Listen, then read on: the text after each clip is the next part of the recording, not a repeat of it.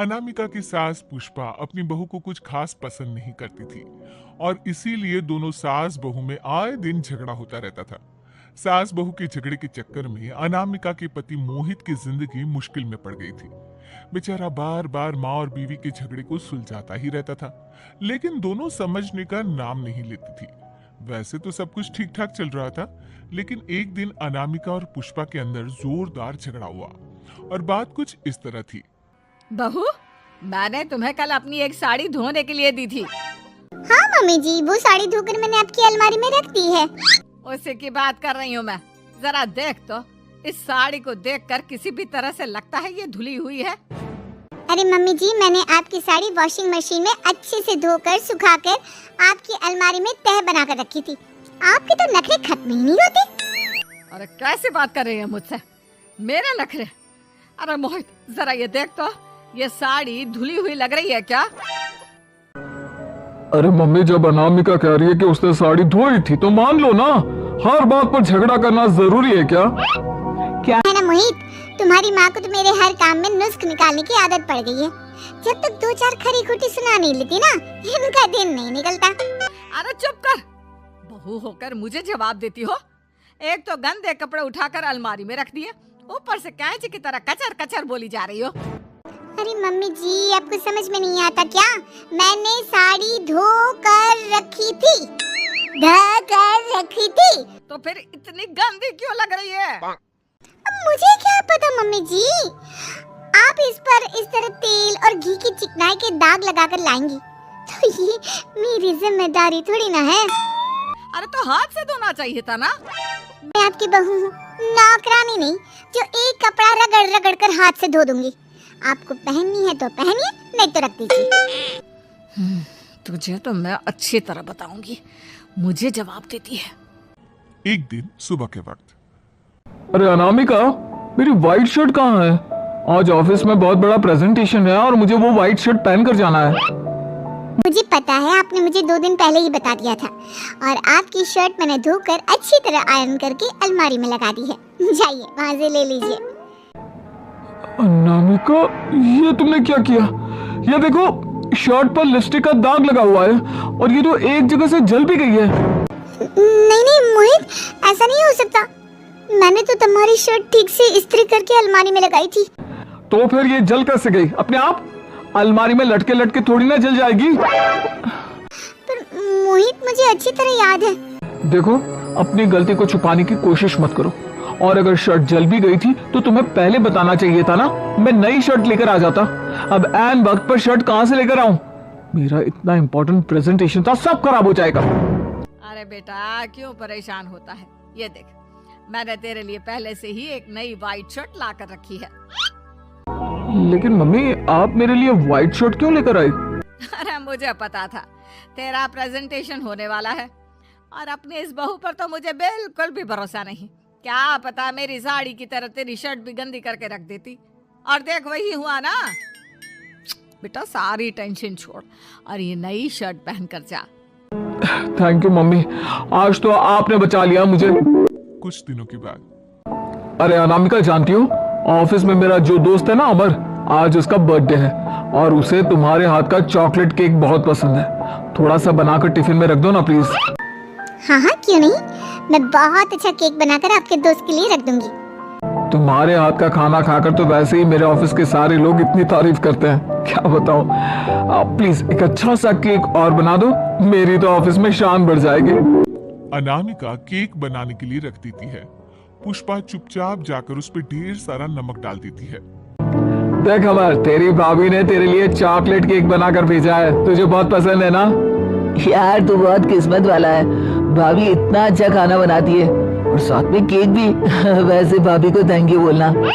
Thank you बाद में, पहले तो ये केक खा कर देख, बहुत मेहनत से बनाया है अनामिका ने। अरे यार, इस केक में तो बहुत सारा नमक है, लगता है भाभी ने शक्कर की जगह खूब सारा नमक डाल दिया है।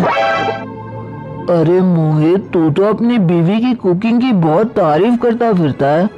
जरा पूछना अपनी बीवी से, केक में नमक कब से डलने लग गया? क्या यार, तुझे भी मेरा ही जन्मदिन मिला था बिगाड़ने के लिए। केक नहीं लाना था तो मत लाता, कम से कम मुझे इस तरह नमक वाला केक तो नहीं खिलाता। अरे नहीं यार, अनामिका ऐसा नहीं कर सकती, जरूर कुछ गड़बड़ हुई होगी। घर जाने के बाद अनामिका, अगर तुम्हारा केक बनाने का मन नहीं था तो ना बनाती, लेकिन मेरी बेइज्जती करवाने की क्या जरूरत थी? आपकी बेइज्जती? ये आप क्या कह रहे हैं? मैंने तो सुबह आपको इतने अच्छे तरीके से केक बना कर दिया था। हाँ, लेकिन उसमें इतना सारा नमक डाल दिया था कि आज ऑफिस में मेरा अच्छा खासा मजाक बना है। मेरे सारे दोस्त हंस रहे थे मुझ पर। अरे बेटा, मैंने तो तुझे पहले ही समझाने की कोशिश की थी। एक नंबर की गैर जिम्मेदार है ये लड़की, कोई काम ठीक से नहीं करती। उस दिन भी गंदी साड़ी रख दी थी मेरी अलमारी में और झूठ बोल रही थी। कुछ दिनों के बाद अनामिका देखो, मैंने अपना लैपटॉप चार्जिंग पर लगाया है, उसे अच्छी तरह चार्ज होने देना। मेरी एक अर्जेंट मीटिंग है, प्लीज बीच में से हटाना मत। हाँ हाँ ठीक है, मैं नहीं हटाऊंगी। पुष्पा चुपचाप से जाकर चार्जिंग का बटन बंद कर देती है। थोड़ी देर बाद अरे ये लैपटॉप चार्ज क्यों नहीं हुआ? और ये बटन किसने ऑफ कर दिया? अनामिका इधर आओ। क्या हुआ? क्यों चिल्ला रहे इतना? अनामिका, मैंने तुमसे कहा था ना, मेरा लैपटॉप चार्जिंग पर लगा हुआ है, मेरी अर्जेंट मीटिंग है। तुमने इसका स्विच ऑफ क्यों कर दिया? अरे मैंने ऐसा कुछ नहीं किया, मैं क्यों स्विच ऑफ करूंगी? कुछ दिनों से देख रहा हूँ अनामिका, तुम मेरा हर काम बिगाड़ देती हो।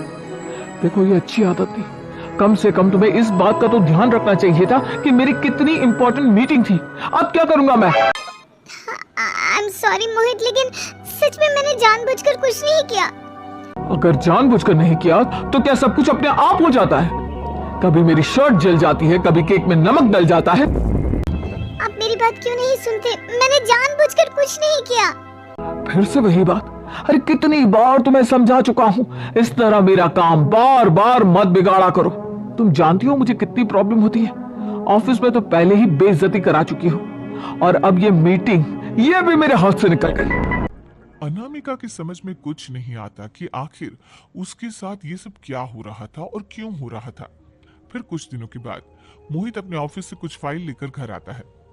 अनामिका, ये कुछ फाइलें हैं, इन्हें संभाल कर रख दो, और प्लीज इस बार ध्यान से, कोई गड़बड़ी नहीं होनी चाहिए। नहीं मोहित, कोई गड़बड़ी नहीं होगी। मैं सारी फाइल्स अलमारी में लॉक करके रखूंगी और चाबी अपने पास रखूंगी।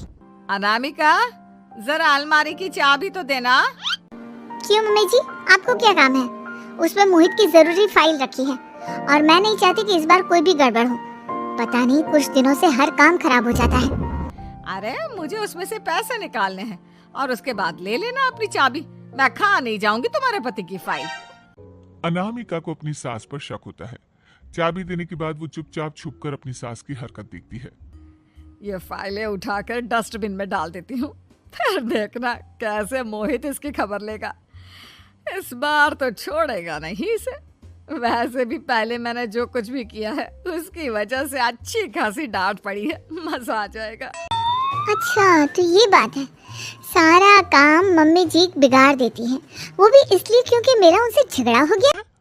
सास के जाने के बाद अनामिका मोहित को बुलाकर लाती है। क्या हुआ अनामिका, क्या दिखाना है? ये देखिए, आपकी फाइल डस्टबिन में पड़ी हुई है। इसीलिए तो कहा था संभाल कर रखना, और तुमने उठाकर ये फाइल डस्टबिन में डाल दी। मैंने नहीं, तुम्हारी मम्मी ने डाली है, मुझसे बदला लेने के लिए, ताकि तुम मुझे डांटो। और अगर मैंने डाली होती तो मैं तुम्हें दिखाने के लिए बुलाकर तो नहीं लाती ना। सही कह रही हो, मैं अभी मम्मी से जाकर बात करता हूँ। थोड़ी देर बाद मम्मी, सच सच बताइए, मेरी फाइल अलमारी में से निकालकर डस्टबिन में आपने डाली थी ना? अरे अपनी माँ पर इल्जाम लगाता है, शर्म नहीं आती तुझे? मैं इल्जाम नहीं लगा रहा हूँ मम्मी, जो सच है वही पूछ रहा हूँ। आप जल्दी से बताइए, आपने ऐसा क्यों किया? अरे तो क्या करती, तेरी बीवी मुझसे झगड़ा करती है, उल्टे सीधे जवाब देती है। मुझे उससे बदला लेना था। अरे मम्मी, लेकिन आप दोनों के झगड़े के चक्कर में मेरा कितना नुकसान हुआ है, ये कभी सोचा आपने? मम्मी जी, अगर आपका बदला पूरा हो गया हो तो आइंदा ऐसी कोई हरकत मत करना, क्योंकि अब आपकी सच्चाई हमारे सामने आ चुकी है। यह तो वक्त ही बताएगा मैं क्या करूंगी और क्या नहीं। मम्मी जी, कहा ना आप ऐसा कुछ नहीं करेंगी। अरे मेरी जो मर्जी आएगी वो मैं करूंगी। मेरा सर घूम रहा है। सास बहू के झगड़े में मेरी जिंदगी का तो कचरा हो गया है, कचरा।